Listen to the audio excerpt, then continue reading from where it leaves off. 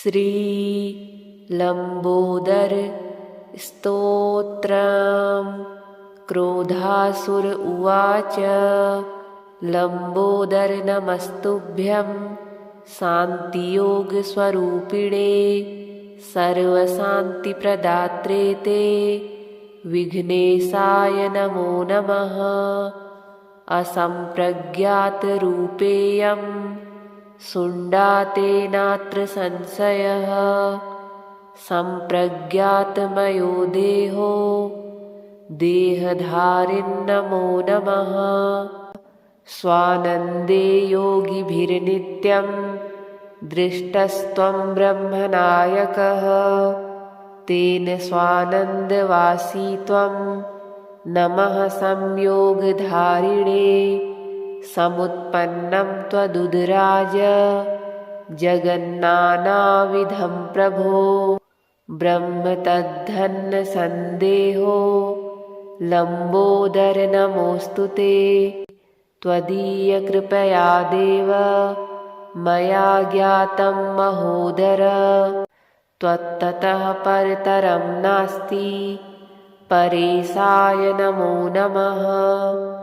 हेरम्बाय नमस्तुभ्यं विघ्नहर्त्रे कृपालवे आदिमध्यान्तहीनाय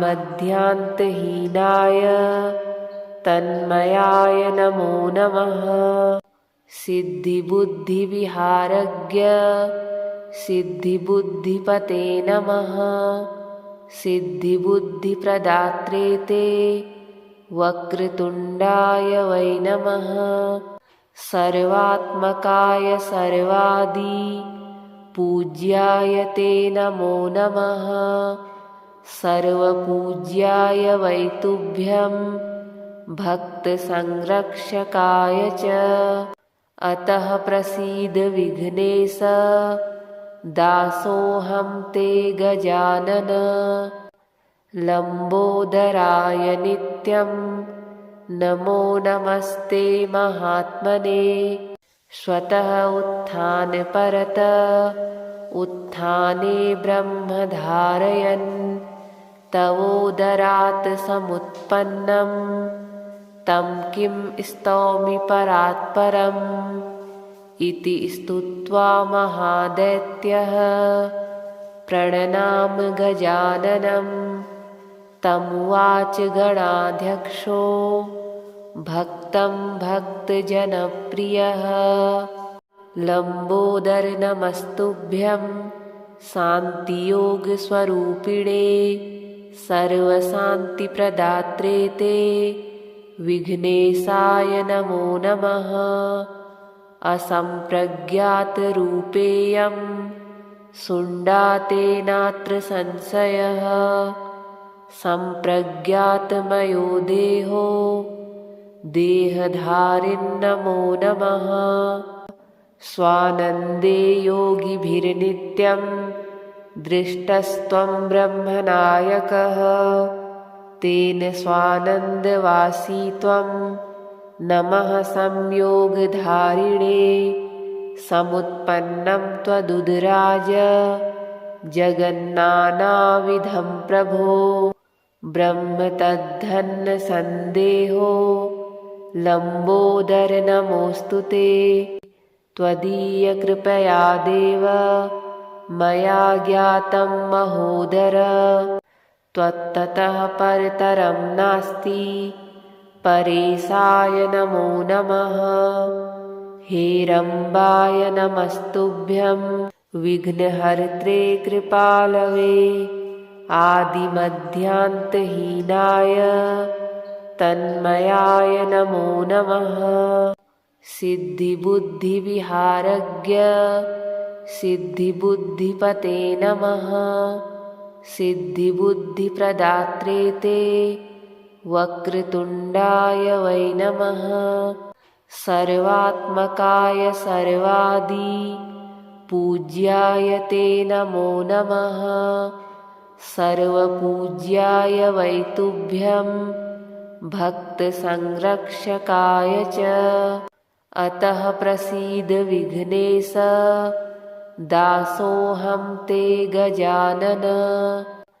लम्बोदराय नित्यं नमो नमस्ते महात्मने स्वतः उत्थानपरत उत्थाने ब्रह्मधारयन् तवोदरात् समुत्पन्नं तं किं स्तौमि परात्परम् इति स्तुत्वा महादैत्यः प्रणनाम गजाननं तमुवाच गणाध्यक्षो भक्तं भक्तजनप्रियः लम्बोदर नमस्तुभ्यं शान्तियोगस्वरूपिणे सर्वशान्तिप्रदात्रे ते विघ्नेशाय नमो नमः असम्प्रज्ञातरूपेयं शुण्डाते नात्र संशयः सम्प्रज्ञातमयो देहो देहधारिन्नमो नमः स्वानन्दे योगिभिर्नित्यं दृष्टस्त्वं ब्रह्मनायकः तेन स्वानन्दवासी त्वं नमः संयोगधारिणे समुत्पन्नं त्वदुदराज जगन्नानाविधं प्रभो ब्रह्म तद्धन्न सन्देहो लम्बोदर नमोऽस्तु ते त्वदीयकृपया देव मया ज्ञातं महोदर त्वत्ततः परतरं नास्ति परेशाय नमो नमः हेरम्बाय नमस्तुभ्यं विघ्नहर्त्रे कृपालवे आदिमध्यान्तहीनाय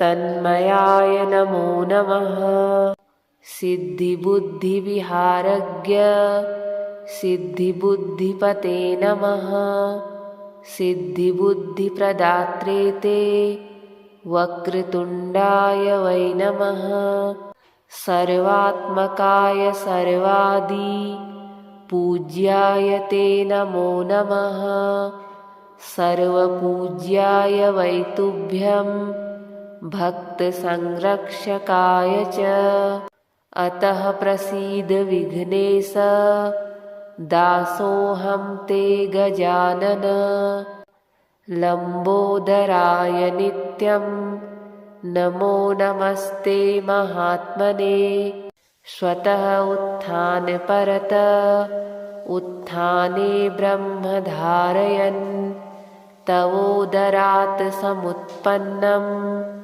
तं किं स्तौमि परात्परम् इति स्तुत्वा महादैत्यः प्रणनाम गजाननं तमुवाच गणाध्यक्षो भक्तं भक्तजनप्रियः लम्बोदर नमस्तुभ्यं शान्तियोगस्वरूपिणे सर्वशान्तिप्रदात्रे ते विघ्नेशाय नमो नमः असम्प्रज्ञातरूपेयं शुण्डाते नात्र संशयः सम्प्रज्ञातमयो देहो देहधारिन्नमो नमः स्वानन्दे योगिभिर्नित्यं दृष्टस्त्वं ब्रह्मनायकः तेन स्वानन्दवासी त्वं नमः संयोगधारिणे समुत्पन्नं त्वदुदराज जगन्नानाविधं प्रभो ब्रह्म तद्धन्न सन्देहो लम्बोदर नमोऽस्तु ते त्वदीयकृपया देव मया ज्ञातं महोदर त्वत्ततः परतरं नास्ति परेशाय नमो नमः हेरम्बाय नमस्तुभ्यं विघ्नहर्त्रे कृपालवे आदिमध्यान्तहीनाय तन्मयाय नमो नमः सिद्धिबुद्धिविहारज्ञ सिद्धिबुद्धिपते नमः सिद्धिबुद्धिप्रदात्रे ते वक्रतुण्डाय वै नमः। सर्वात्मकाय सर्वादि पूज्याय ते नमो नमः। सर्वपूज्याय वै तुभ्यं भक्तसंरक्षकाय च। अतः प्रसीद विघ्नेश दासोऽहं ते गजानन। लम्बोदराय नित्यं नमो नमस्ते महात्मने। स्वतः उत्थानपरत उत्थाने ब्रह्म धारयन् तवोदरात् समुत्पन्नं तं किं स्तौमि परात्परम्। इति स्तुत्वा महादैत्यः प्रणनाम गजाननं। तमुवाच गणाध्यक्षो भक्तं भक्तजनप्रियः। लम्बोदर नमस्तुभ्यं शान्तियोगस्वरूपिणे। सर्वशान्तिप्रदात्रे ते विघ्नेशाय नमो नमः। असम्प्रज्ञातरूपेयं शुण्डाते नात्र संशयः। सम्प्रज्ञातमयो देहो देहधारिन्नमो नमः।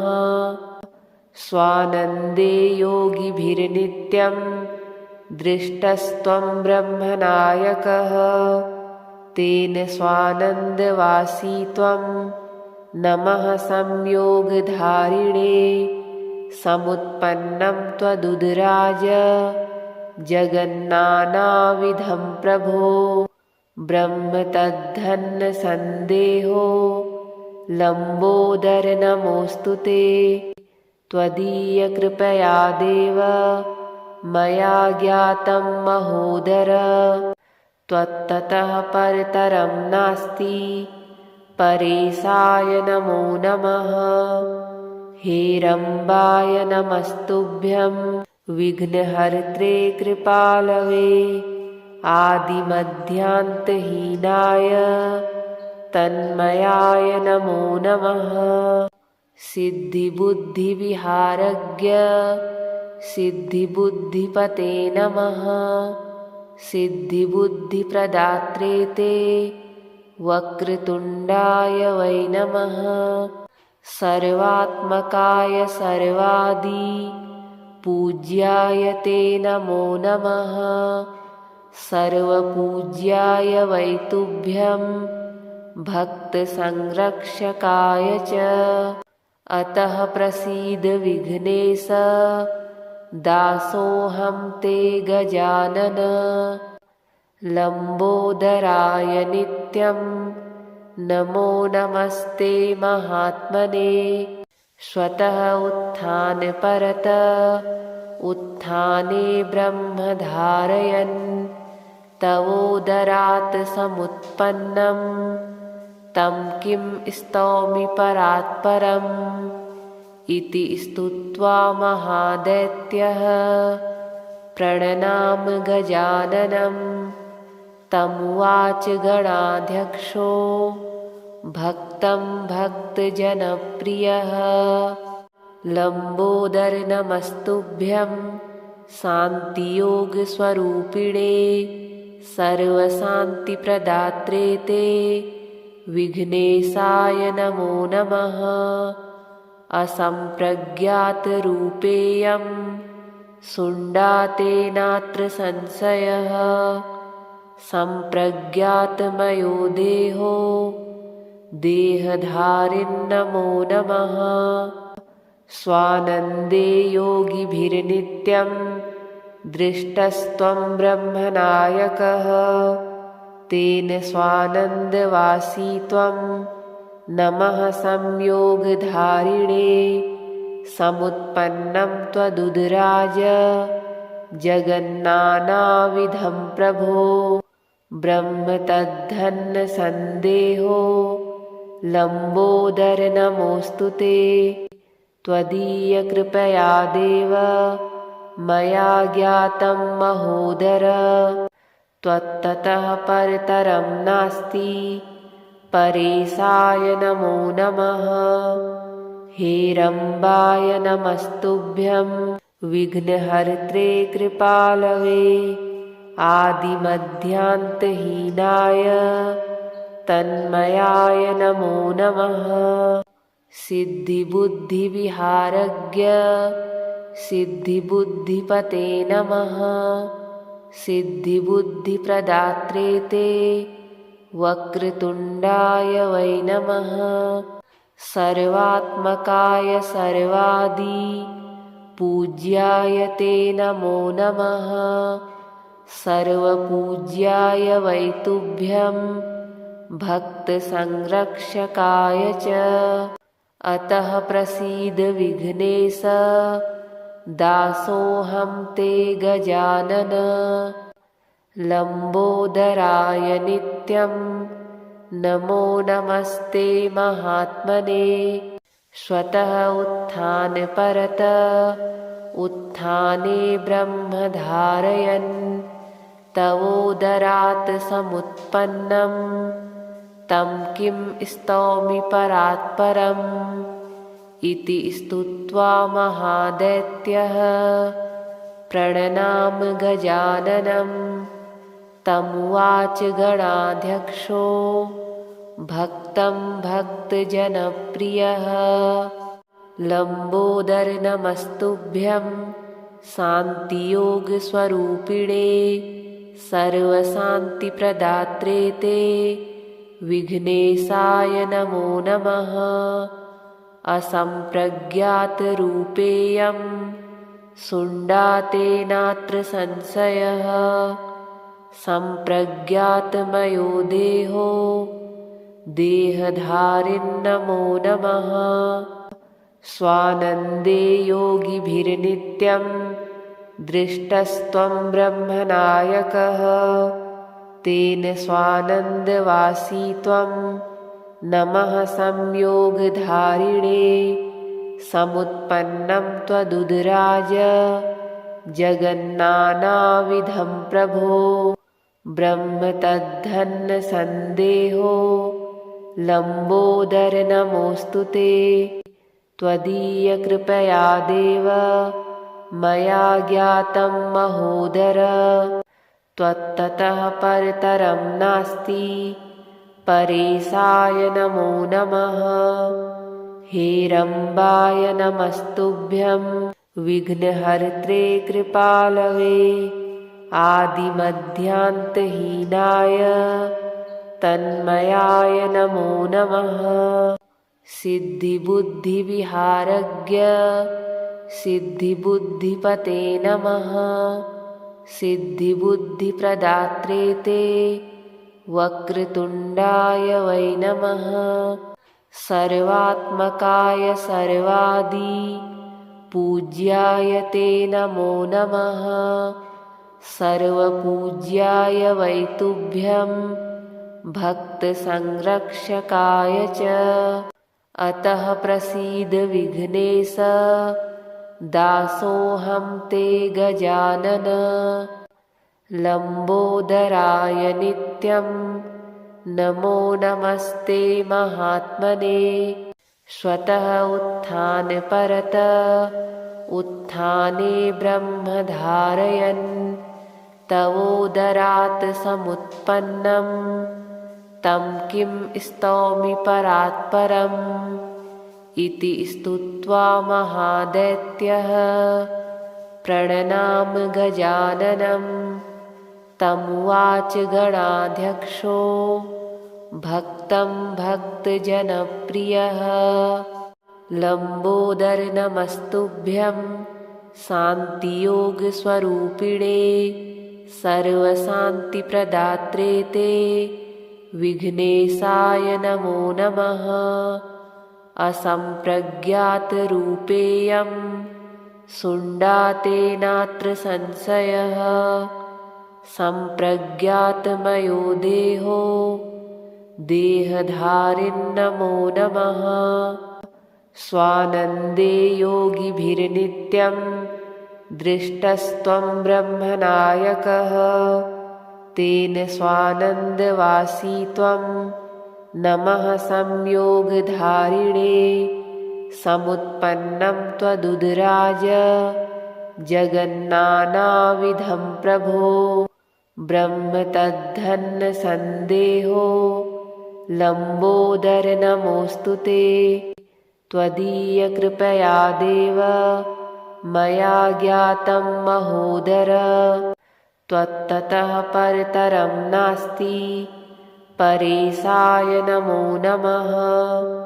हेरम्बाय नमस्तुभ्यं विघ्नहर्त्रे कृपालवे आदिमध्यान्तहीनाय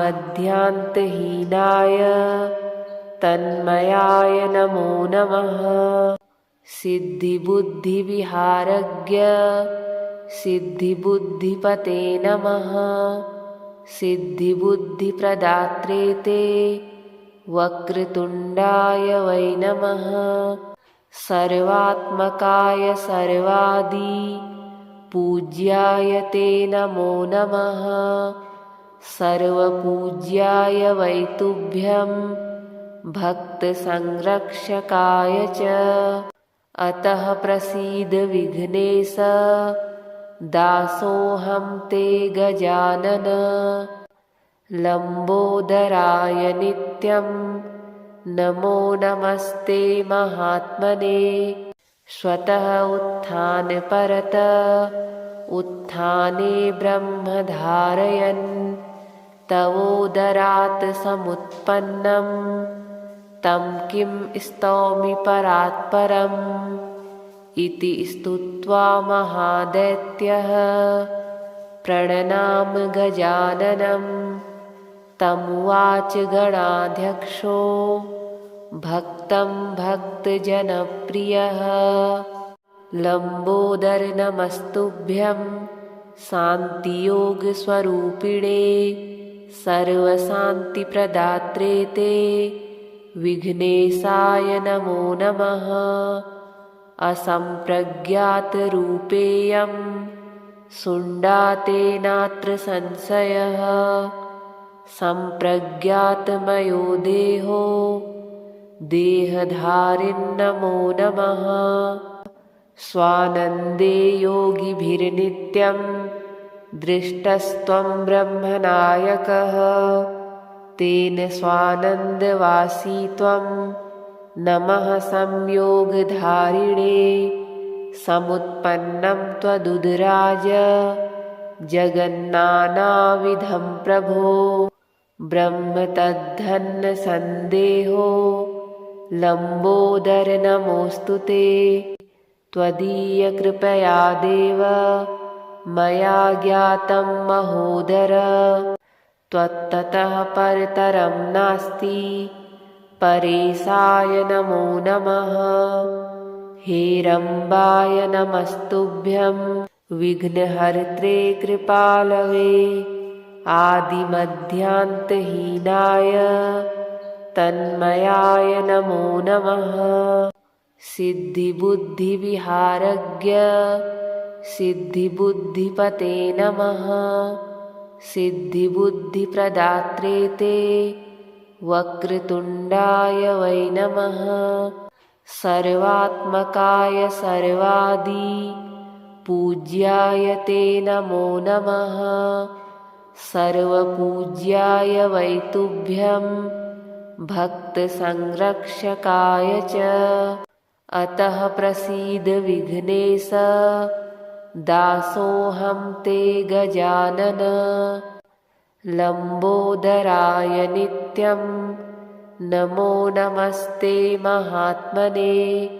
स्वतः उत्थानपरत उत्थाने ब्रह्म धारयन् तवोदरात् समुत्पन्नं तं किं स्तौमि परात्परम् इति स्तुत्वा महादैत्यः प्रणनाम गजाननं तमुवाच गणाध्यक्षो भक्तं भक्तजनप्रियः लम्बोदर नमस्तुभ्यं शान्तियोगस्वरूपिणे सर्वशान्तिप्रदात्रे ते विघ्नेशाय नमो नमः। असम्प्रज्ञातरूपेयं शुण्डातेनात्र संशयः। सम्प्रज्ञातमयो देहो देहधारिन्नमो नमः। स्वानन्दे योगिभिर्नित्यं दृष्टस्त्वं ब्रह्मनायकः। तेन स्वानन्दवासी त्वं नमः संयोगधारिणे। समुत्पन्नं त्वदुदराज जगन्नानाविधं प्रभो। ब्रह्म तद्धन्न सन्देहो लम्बोदर नमोऽस्तु ते। त्वदीयकृपया देव मया ज्ञातं महोदर। त्वत्ततः परतरं नास्ति परेशाय नमो नमः। हेरम्बाय नमस्तुभ्यं विघ्नहर्त्रे कृपालवे। आदिमध्यान्तहीनाय तन्मयाय नमो नमः। सिद्धिबुद्धिविहारज्ञ सिद्धिबुद्धिपते नमः। सिद्धिबुद्धिप्रदात्रे ते वक्रतुण्डाय वै नमः। सर्वात्मकाय सर्वादि पूज्याय ते नमो नमः। सर्वपूज्याय वै तुभ्यं भक्तसंरक्षकाय च। अतः प्रसीद विघ्नेश दासोऽहं ते गजानन। लम्बोदराय नित्यं नमो नमस्ते महात्मने। स्वतः उत्थानपरत उत्थाने ब्रह्म धारयन्।